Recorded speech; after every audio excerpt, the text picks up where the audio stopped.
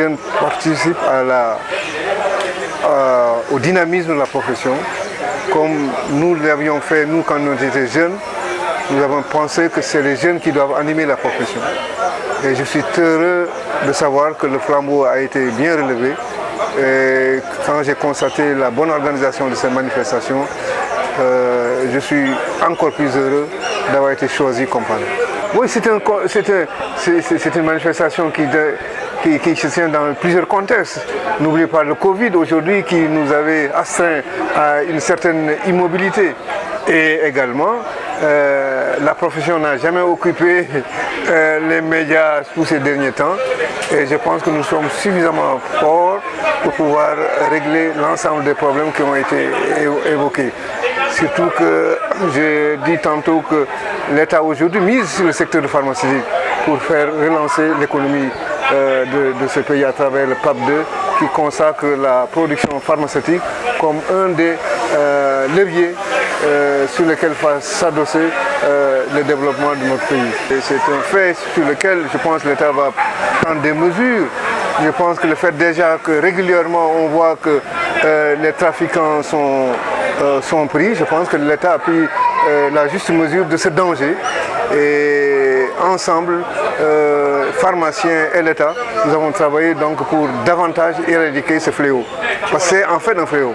Nous sommes réunis aujourd'hui donc à la Somone dans le cadre d'une rencontre dénommée Carrefour Pharmacie, dont l'objectif c'est de parler de la situation de la profession pharmaceutique qui de plus en plus fait l'actualité au niveau médiatique, tant bien qu'en mal.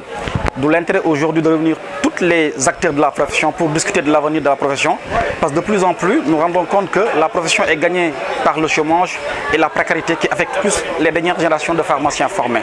Donc il faudrait qu'on en discute pour essayer de trouver des solutions éventuellement avant que cette situation n'explose, parce que c'est ce que nous constatons de plus en plus. Je pense qu'il y a des perspectives parce que nous sommes très en retard comparé à d'autres pays éventuellement du Nord qui sont de loin, nous dépassent en termes de nombre de pharmaciens donc formés. Mais nous sommes aussi conscients qu'il y a des secteurs qui ne sont pas développés au sein de notre pays, principalement l'industrie pharmaceutique et d'autres secteurs. Ce que tout le monde a vu dans ce secteur-là, c'est l'officine. Et l'officine ne peut pas employer l'essentiel des pharmaciens qui sortent.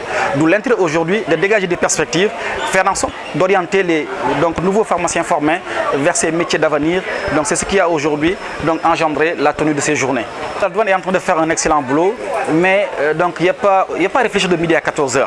Il faut qu'il y ait une autorité forte, il faut que l'État prenne ses responsabilités. On connaît les origines de ces médicaments, on sait éventuellement quels sont les marchés éventuellement qui distribuent ces médicaments-là.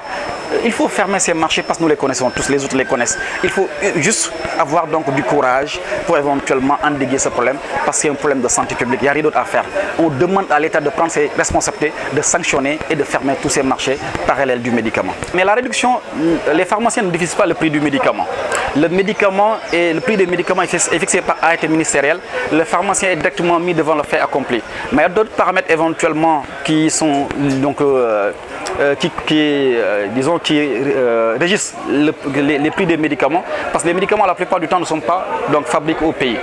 Ils sont fabriqués dans d'autres pays où éventuellement ils font des proportions de prix. Et ensuite, ce qui fait que le médicament revient à un certain niveau, c'est les taxes douanières, c'est éventuellement tout ce qui va avec. Donc pour dire que le pharmacien est seulement mis devant le fait accompli. L'idée aujourd'hui, c'est de développer un secteur industriel pharmaceutique et l'État puisse accompagner avec éventuellement des accompagnements en termes de fiscalité pour permettre qu'il y ait une production locale qui peut permettre éventuellement à la population de disposer du médicament à un prix accessible. Donc il y a un certain nombre de problèmes et en partie c'est l'objet aujourd'hui des débats d'aujourd'hui en partie.